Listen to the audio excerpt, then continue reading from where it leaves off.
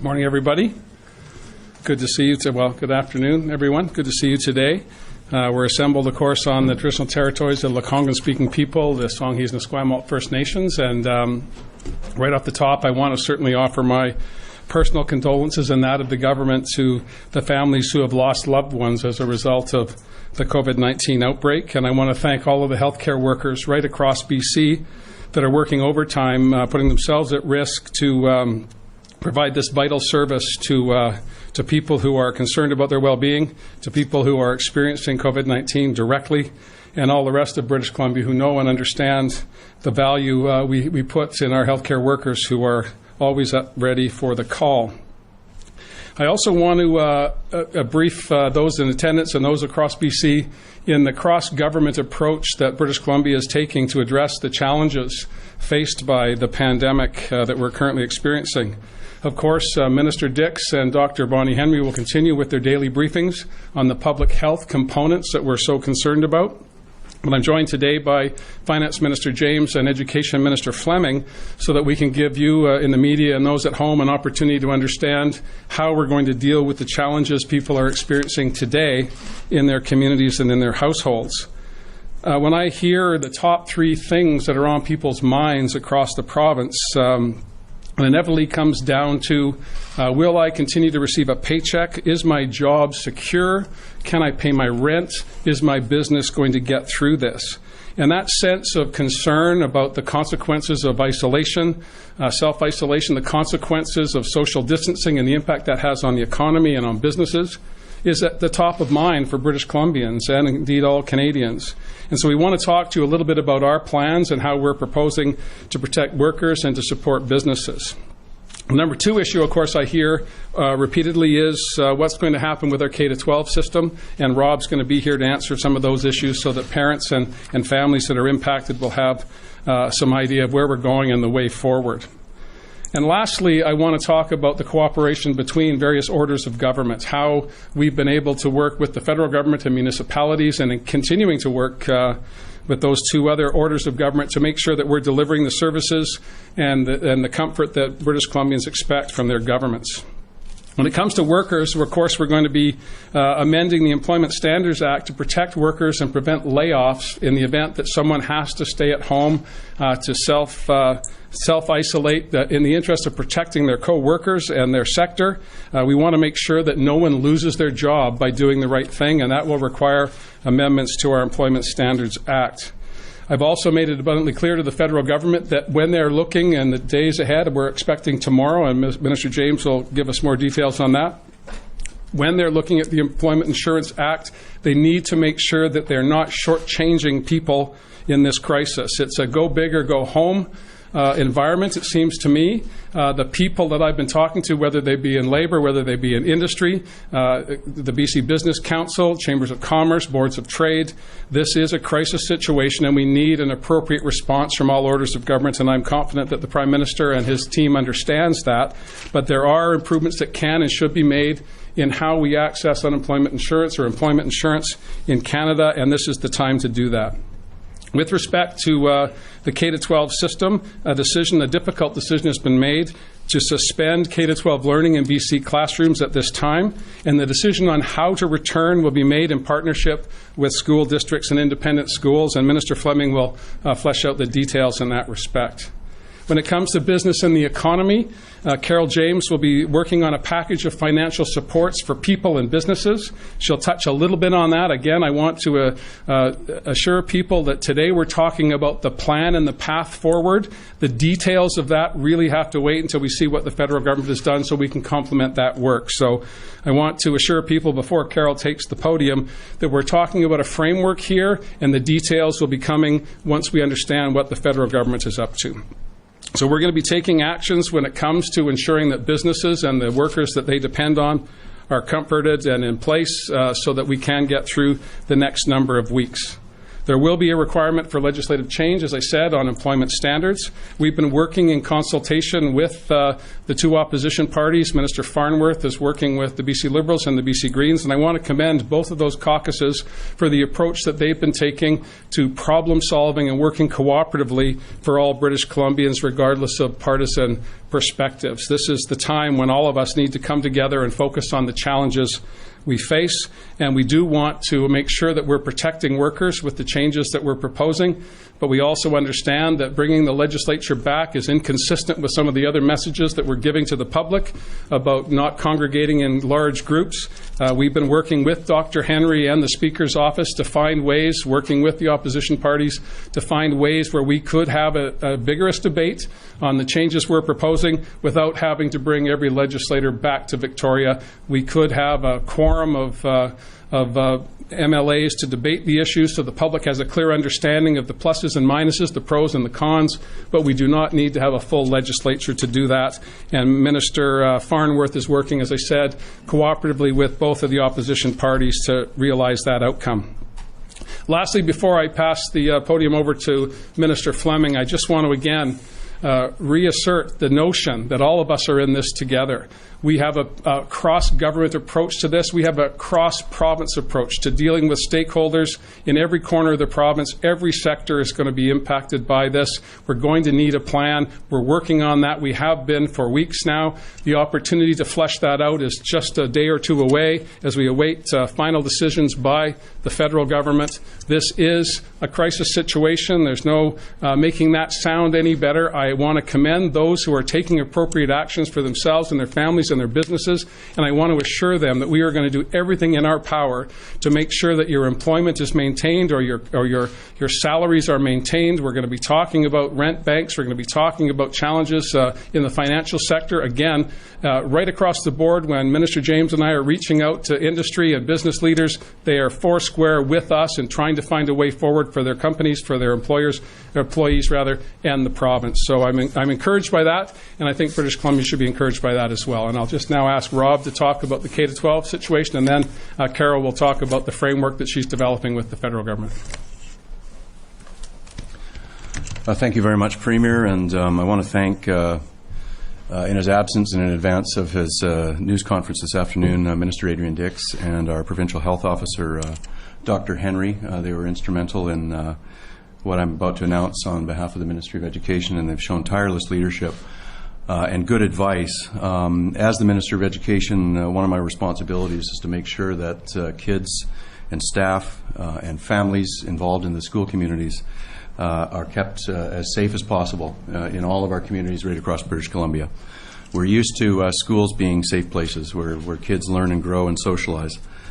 But as the global pandemic, COVID-19, is evolving quickly and it's having a growing impact in British Columbia, we have to take action today to protect our students and staff and keep our schools safe. So the actions that we're announcing today are ones that are well thought out. They're supported by all of the education partners, teachers, and stakeholders in the system.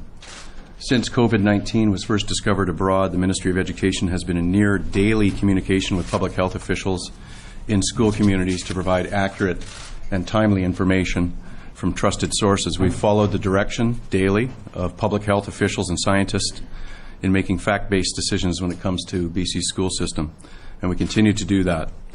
Today, under the direction of the Provincial Health Officer, we are directing all schools to immediately suspend in-class instruction until further notice. Today, more than 99% of students in most public school districts are already on spring break this week, with the exception of Nechako Lakes. Spring break starts for those students tomorrow. There are a small number of independent schools also not on break yet. They are being directed now to suspend in-class instruction. We've urged schools and school districts to begin planning now to ensure a continuity of learning while in-class instruction is suspended in BC schools indefinitely. I have tasked my ministry to work with our education partners to coordinate these initiatives. We also expect school districts and independent schools will have plans in place to maintain some level of service for children of people who are performing essential services on the front line to combat COVID-19, people like teachers, medical health professionals, first responders, and pharmacists. Teachers will be prepared to plan for continuity of learning when their respective spring breaks were originally scheduled to end. That's March 30th. We will continue to work in consultation with our education partners as we plan how we will provide ongoing education services. We'll be in frequent contact with school districts and independent school authorities to ensure that we work through this challenge together and to look for best practices as plans are developed. I want to reassure parents and students, every student will receive a final mark. All students who are on track to move to the next grade in the fall will do so. For grades 10 and 11 students, graduation assessments will be postponed. I know that parents of students in grade 12 will have unique concerns. Every student eligible to graduate grade 12 this year will graduate. The only graduation assessment required for grade 12 students is grade 10 numeracy assessment. Most of grade 12 students currently have fulfilled that requirement. The Ministry of Education, however, will work to ensure that all grade 12 students who have not yet completed this assessment and who are otherwise on track to graduate are able to meet this graduation requirement. The Ministry is also working very closely with post-secondary institutions to ensure that graduating students will transition successfully and smoothly next year. We also understand that there are vulnerable students in the education system who have unique needs. There are important services like meal programs and childcare services operating on school grounds that will need to be addressed. Schools are already considering these issues in their planning while we work together through these extraordinary times. We know some school districts will face unique challenges. We're prepared to meet those challenges together with our education partners, schools, school districts, teachers, teaching assistants, school boards, superintendents, and students. That includes consulting with our education partners as we plan for ongoing learning, and we will continue frequent contact with school districts to ensure we work through this together as plans are developed. We don't have all the answers today. We're in a fast-moving situation. As COVID-19 evolves, we must work together to meet the needs of students and school communities. Parents and guardians are asked to talk to their children about what is happening in their school community. Let kids know the steps that have been announced today. Let them know that they're designed to best protect them and to protect the people most vulnerable to COVID-19. Elders, seniors, their grandparents, people like that in our community. The decision to suspend in-classroom learning was not made lightly. It was made with the support of all school districts, teachers, partners and stakeholders, and under the direction of the Provincial Health Officer. I want to thank our education community who today and always put children first. This is a very challenging time in BC and around the world. Please take the necessary preventative measures to keep you and your families safe. If you think you have symptoms, the Ministry of Health has developed an online self-assessment tool. You can find it at covid19.thrive.health. You can complete the assessment for yourself or on behalf of someone else, or you can call 811 to pre-arrange health testing if you have symptoms. The actions we're taking today are temporary. We will return to regular school life down the road. In the meantime, look out for one another. And remember, we have to act together if we're to prevent the spread of COVID-19 further. Thank you. I'm going to begin by echoing the theme that you've heard from the Premier and that you heard from the Minister of Education as well, which is we're all in this together. And that really is the focus we're taking when it comes to an economic plan and an economic strategy for British Columbia as well. First and foremost, we're focused on people's health and safety. Protecting people, following Dr. Henry's advice, is the very best way we can protect our province and our communities and our economy. We also need to make sure that any actions we take are in concert with our federal partners. And as all of you know, this situation is constantly evolving. And so our response to support for business, people, and the economy is going to have to evolve with it. British Columbia has a strong economic foundation, but there is no question that COVID-19 will have global impacts, and of course British Columbians will have impacts. Our economy in BC will be impacted. Over the coming days and weeks, I'm going to keep you updated on the fiscal and economic situation. We're also talking with our colleagues across the country, with experts and business leaders right here in British Columbia, to really understand how these impacts are starting to unfold. I'm sure all of you, as we have heard from workers who are in precarious situations, small businesses who wonder if they're going to be able to survive, whether they're going to keep their doors open, And to all those people who are concerned, businesses, communities, people in our communities, I want to reassure you and let you know that we are working on how we can and how we must respond in the immediate. We'll also be looking to the future, but right now we're looking at how we support you in the immediate because we know there are challenges in our province. British Columbians can be assured that government has your back. Together we're going to get through this. And I think we all have to remember as well that this is a marathon, not a sprint. There are 3 streams that we're working on and that we're committed to as part of our economic strategy. The first one is to make sure that we have services and supports in place to protect the health and safety of British Columbians. Second, we're working with the federal government and with their initiatives to bring in immediate relief for people and businesses. And third, we will be building BC's plan for economic recovery in collaboration with the business community. I also want to recognize the remarkable work of Dr. Henry and Minister Dix and the hardworking healthcare workers and providers and supporters across our province. We know that the best economic plan we can have is to deal with the health and safety of people, and that's why that comes first. Now, you all will have heard the federal announcement of $1 billion for COVID-19 support, and the discussions about how and when that's going to be flowing to British Columbia are still in progress. They're still ongoing. The Prime Minister has stated that there will be an announcement in details tomorrow on how the Government of Canada's economic plan is going to respond to this crisis. You will know that one of the announcements already out there is that the federal government is speeding up the process for employment insurance. But as the Premier has said, our government is also strongly advocating for extending EI, extending the employment insurance program for people who wouldn't typically qualify. So that would include self-employed, part-time, contractors, and we're certainly hoping that we're going to hear that confirmation tomorrow. We're also collaborating with the business community to formulate the longer-term plan. We're looking at the immediate, but we also want to make sure we're looking at the longer-term plan because we do know that our province is going to move into recovery mode. But we're not there yet, and we need to act accordingly. We need to, as has been said by the Minister of Education, heed the advice of Dr. Henry and the Provincial Health Office about the steps we all need to take to care for ourselves and to care for others. I also want to reassure British Columbians that we have a healthy supply chain, that we have appropriate supplies of food and goods coming into British Columbia. The Premier and I had discussions with the Retail Council this morning, and they've assured us again that there's enough in stock right now for everyone. There isn't any need to overstock your own supplies. Doing so will put at risk seniors, single parents, and others who need those necessities.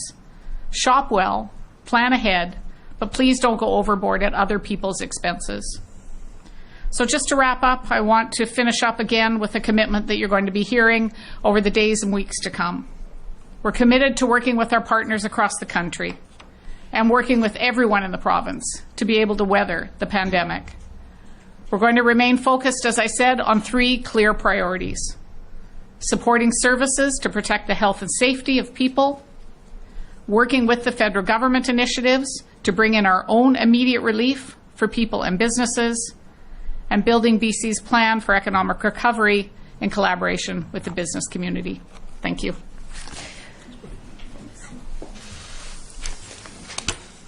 Okay, so Jen, off we go. Thanks, everyone. We do have limited time today, so we are going to have one question, no follow-ups, unless there's time permitting at the end. We'll start in the room and then go to the phones. Just a reminder for people on the phone, if you'd like to ask a question, please press *1. We'll start with Keith.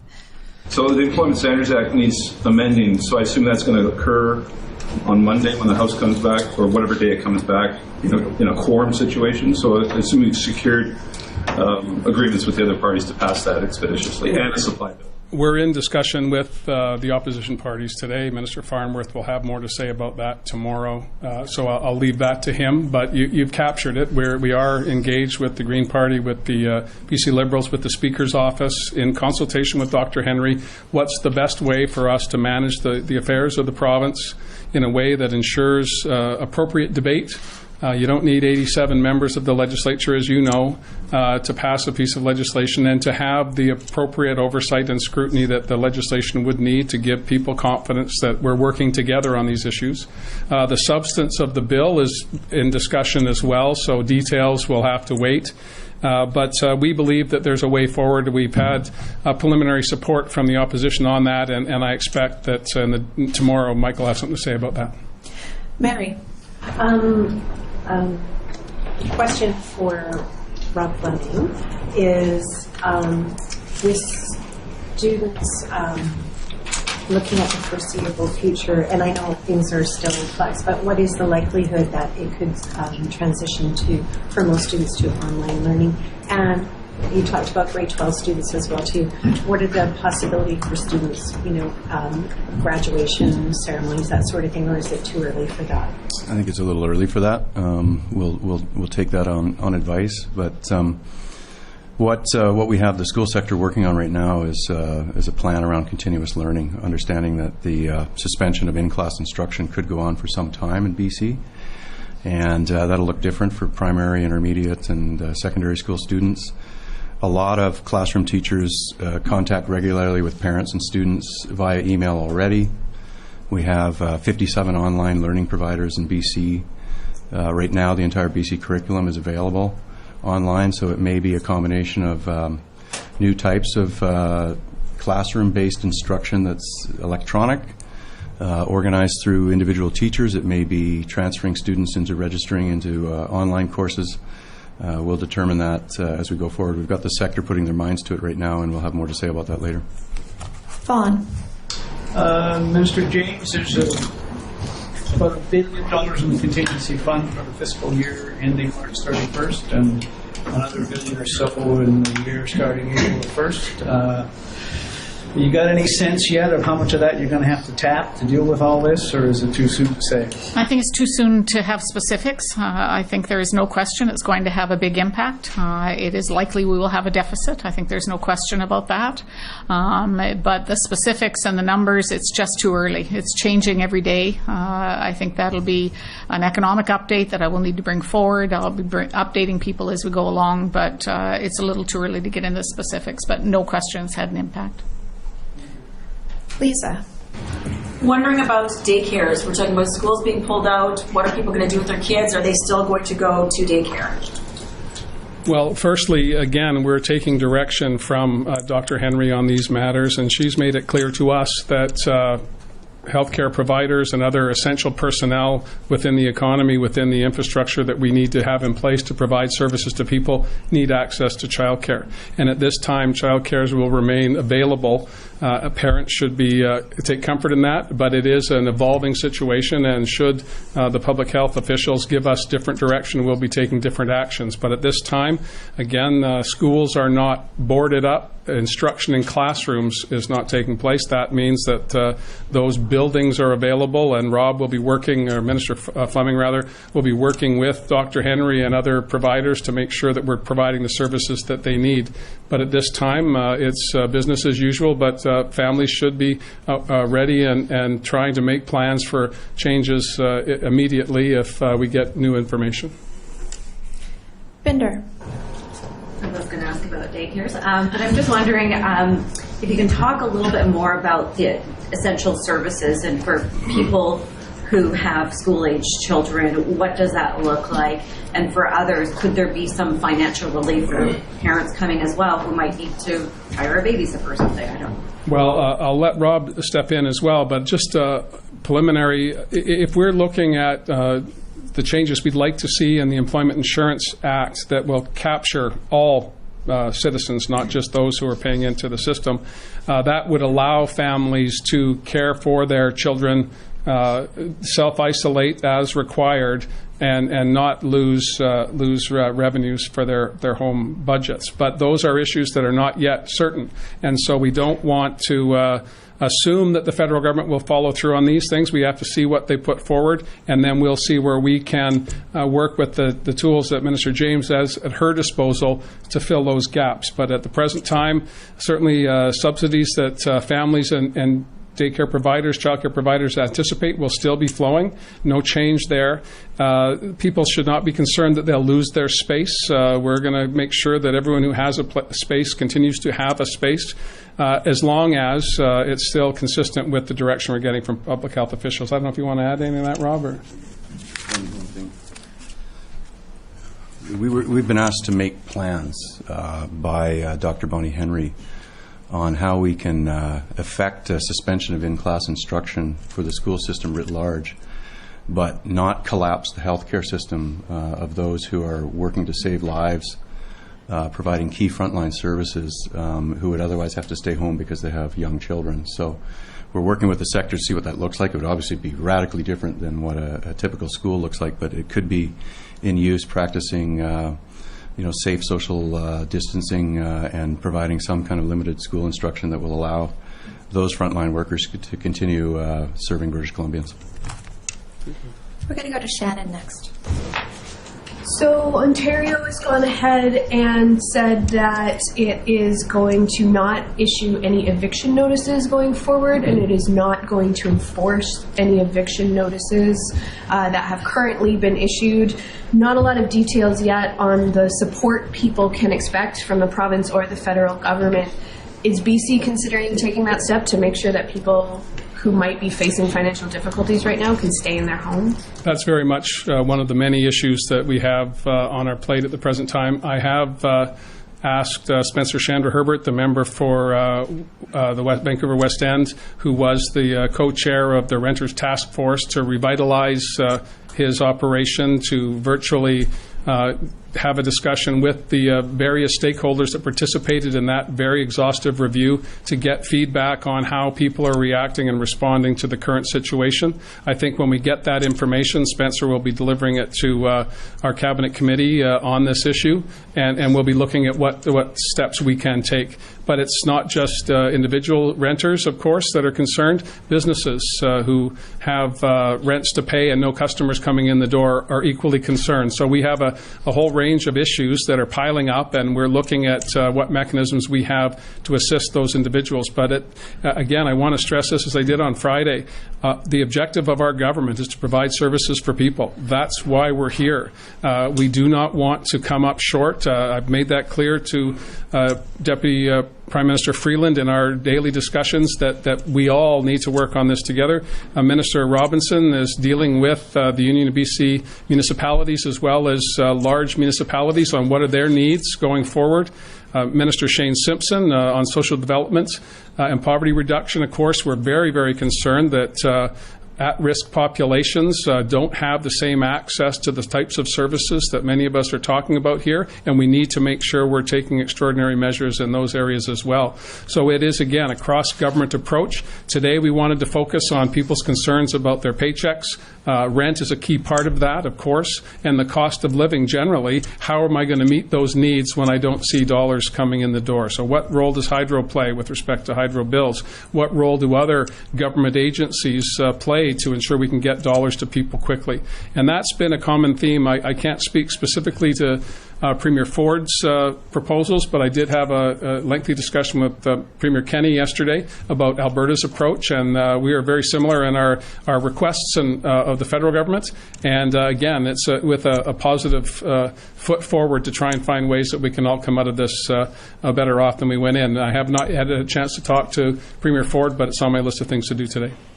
We're going to take some questions from the phone lines now. Richard Zisman from Global, you're first.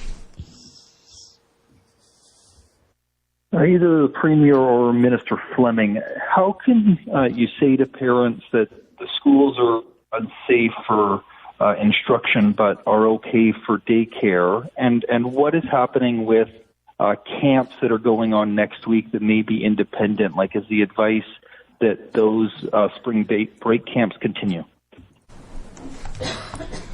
Yeah, I think as the Premier mentioned earlier, around childcare services, those that take place, for example, on school grounds, are reduced right now because it is spring break.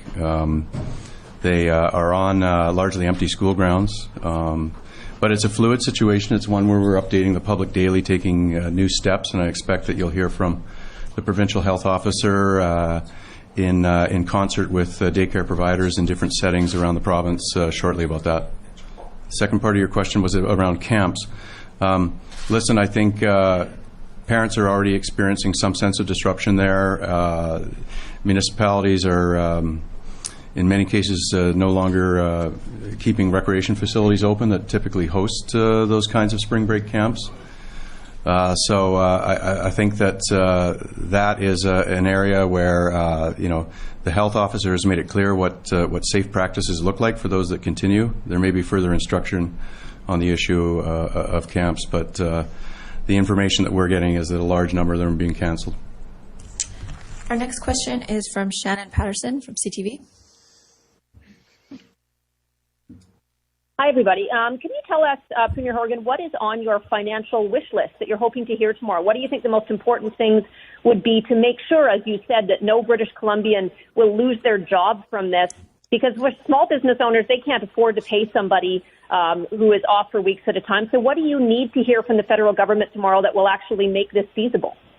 Well, thanks for the question, and there's a whole bunch of things that go through my mind and go through the work that Minister James and I and our cabinet colleagues are working on when it comes to addressing the gig economy, the cultural sector, where the hospitality sector. If you're depending on tips and nobody's showing up at your restaurant's going to close, you're going to be out of work, and you will not be able to recoup the wages that you were living on based on the current provisions of the Employment Insurance Act. So we want to make sure that they're expanding those provisions to capture the individuals, but also recognize that they need to be closer to full wages rather than half wages or three-quarter wages, depending on what the circumstances are. So we want flexibility from the federal government on these questions about contract workers, self-employed individuals, hospitality, cultural sector, and so on.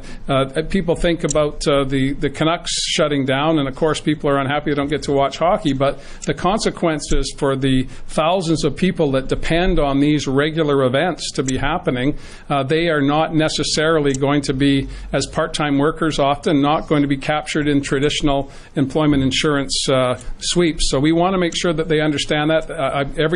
Every time we have a conversation, I get the sense that that's clearly understood, but the implementation of these programs will fall to the federal government initially, and we'll just have to wait and see what they come up with. I'm confident they're hearing what we're saying. I'm not as confident that we'll be able to see a positive end result, and that's not any being disrespectful to the people that are working hard in Ottawa to deliver on these important issues. But I have been in government for some time and around government for even longer, and these are seismic changes in how we do business. Delivering services at the provincial level assisted by the federal government is always complicated, and when you're 3,000 miles away, apologies for not converting to metric, that's just how I remember it, it's harder to get that communication straight and get it right. So we're hopeful and optimistic, and we'll await their decisions, and then we'll see what we can do to fill in any gaps. Next we have Justine Hunter. Hi, I think this is for Minister Fleming. Do we have a sense of how many essential healthcare workers and others, people that have kids in school right now that will need a place for their children to be cared for if they're going to show up on the front lines when we need them? Yeah, we're gathering that information right now, but we have 550,000 kids in our public school system, so it would be a very small portion of that, but an essential portion in terms of making sure that we don't reduce any capacity to respond to the healthcare needs of British Columbians. So we'll have more to say about that later, but we are gathering that information right now. Next is Les Lane. Well, Minister James, you got the letter from the Chamber of Commerce requesting breaks in various forms on the payment of the employer health tax, the PST, and WCB premiums for businesses. Can I ask what your sort of first impression is of that letter, and regard also the request that municipalities lose the ability to charge 10% on the late payment of property taxes this summer? Well, I think, as I said earlier, we are looking right now at all the options and ideas coming forward. The Premier and I have been engaging, as ministers have been engaging their stakeholders. So we've been talking to leaders in the business community across British Columbia. We've been receiving all kinds of ideas and approaches. So we are in the process of reviewing all of that. The first key, of course, as I mentioned, will be to look at what the federal government package looks like, to look at where there are gaps, or to look at where there are opportunities for us to be able to add to federal programs to be able to provide more support. So that will be the first step. As I said, gather the ideas. We've been doing that over this last week and a half. I know there are more coming in. Then take a look at the federal package and then develop from that our package to provide support to people and businesses in a wide range. So as I said, everything is on the table at this stage. Next, we have Marcella Bernardo. I wanted to ask the Premier especially, we've been getting lots of mixed messages about everything that's going on regarding airport arrivals and screenings, and we've heard from several listeners that they're not screening at the airport like they should be. What concerns do you have that we may have been too lax in letting people come into this country who may be sick, and now the situation is only going to get worse? Well, certainly the border issues are the responsibility of the federal government. We have been working collaboratively on a range of issues, the borders being among them. I understand when it comes to logistics chains and supply lines, the relationship between Canada and the United States is critically important from coast to coast, right along the 49th parallel. But we are very concerned, and Minister Dix was categorical yesterday, and I fully support that position, that if people are coming to visit, if they're coming to Butchart Gardens, it's best to come in August, not to come in April. And that's a message that we had hoped the federal government, and quite frankly, the federal government supports that. But we also need to be sure that we keep our lines of trade open, not for any other reason, to make sure that our shelves are stocked, the food that we do import has access, and those critical to the functioning of our economy, our healthcare system, and a whole host of other issues have free access. When it comes to airport screening, that's another question. There are issues there that I will leave to the federal government to address, but I've heard similar things, Marcella, from constituents in my community concerned about these issues. I heard today on the radio in my community, the Black Ball Ferry, which has been operating for 60 years. I used to work on it a long, long time ago. People were concerned, why is the Coho Ferry still running? Well, it's bringing Canadians home, which was the request of the federal government. So we need to be mindful that every time we see something that may not seem right, it's not that there was not a check and some other point along the line, whether it be entry to the flights or getting off the flights. People are not always seeing everything that's going on. But it's pretty clear to us that the federal government is seized of these issues, and we've been making it clear from our side that when it comes to Washington State particularly, and I spoke with Governor Inslee yesterday, serious challenges there. No hard feelings. He absolutely understands. His message to Washingtonians is the same: stay home. If you're going to be self-isolating for 2 weeks, better to do it in your own home without any impact on a healthcare system, whether it's an American one or a Canadian one. Our next question is from Derek Penner. Hi. Yeah, in addition to the discussion about assistance to business, I've been talking to a small business owner today who's not very encouraged by what they've been learning about the federal assistance to small businesses. It seems to be geared more to larger businesses. How can you sort of convey that to the government, and how can you complement that to make sure, the 5 employee or 10 employee businesses are being looked after? Yeah, well, that's a big challenge, and we're seized of that. And for most businesses, small and large, cash flow is the problem when economic activity slows to the extent that it's slowed in Canada and, in fact, around the world over the past few weeks. So we are hearing, again, it's about liquidity, it's about cash flow. Whether you're a business or an individual, you've got bills to pay and you're expecting revenue to come in. It doesn't come in, panic ensues. And so we want to reduce that level of anxiety by assuring people that the two orders of government, federal and provincial, are working to make sure that we're finding ways to help those businesses that are 5 and 10 people who just can't keep the doors open because no one's coming in those doors. We need to be able to ensure that they bounce back from this, what is a temporary disruption. I know it feels like we've been talking about this forever, but it will end. And Dr. Henry's clear on that every time we have discussions that for the immediate future, there are significant challenges, but we need to come out at the other side of this, and we need to do that knowing that our small operators, the 5 and 10 employee businesses, are able to get through this period of time, whether it be on property tax issues, whether it be on regulations that may impede their ability to keep their doors open. We're doing everything we can to meet that, but I can well imagine people feel that they're not in the spotlight until they hear themselves identified by a level of government, and that's why we're waiting for Minister Morneau to make his comments tomorrow before we start to respond and react, because we want to know where the shortcomings are before we start jumping in. We only have time for one more question. Our last question is going to be from Tanya Fletcher. Hi, this would be for the Premier, I think. I know there's some room for discretion right now with the ban on the gatherings of 50 or more people, and I just want to ask about that through an economic lens. I just took a spin around downtown Vancouver. It's a ghost town. Even though many are not ordered to close, many businesses, not just, bars and restaurants, but retail stores are voluntarily shutting down. So in light of the huge financial stakes of doing that, what's your message to business owners who are trying to weigh those difficult decisions? Should they be taking their own initiative? Should they fear public shaming if a cafe remains open, even if they can manage those 50 gatherings?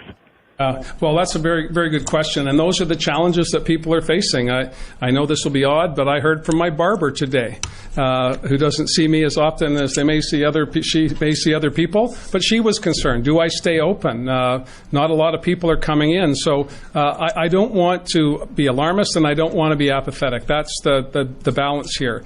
If businesses can keep their doors open and people are going to either come to shop or to get a service provided, we need to continue to do that. If you feel that you're at risk, you should stay home. But if you don't feel you're at risk, you can should participate in the economy. The restrictions on the collecting of large numbers of people in close proximity should be adhered to, and I think businesses who can continue to provide their service or their product without running afoul of that should continue. Again, people will make their choices, Tanya, as to whether they want to go out and participate in the economy. It's St. Patrick's Day.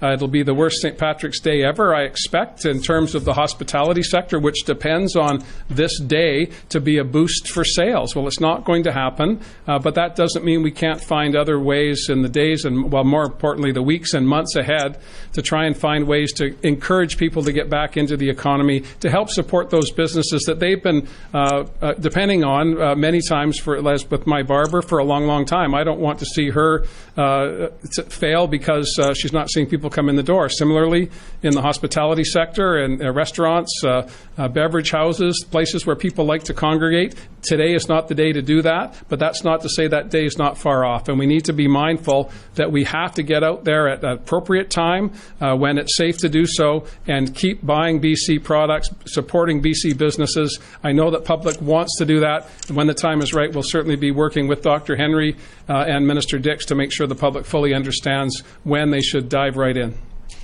Thank you, everyone. That's all the time we have today. Okay.